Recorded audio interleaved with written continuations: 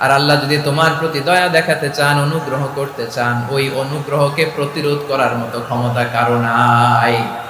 তিনি তার বান্দাদের মধ্য থেকে যাকে ইচ্ছা তাকে দেন, যত ইচ্ছা তত দেন। তিনি ক্ষমাশীল, তিনি মেহেরবান। সুবহানাল্লাহ।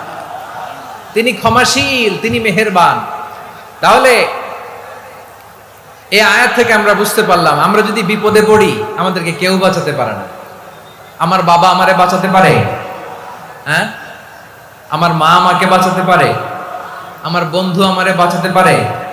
আমার দলের কর্মী আমাকে বাঁচাতে পারে? আমার পীর সাহেব আমারে বাঁচাতে পারে? আমার পটুয়াখালীর ভাইয়েরা খেয়াল রাখবেন, বাঁচাতে পারে এক মহান সত্তা, উদ্ধার করতে পারে এক মহান সত্তা। চিৎকার করে বলুন, তিনি কে?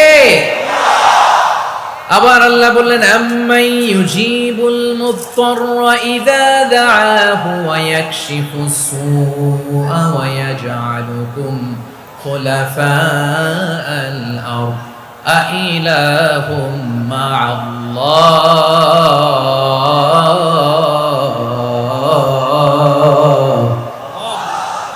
ক্বালিলাম মা তাযাক্কারুন। রব্বুল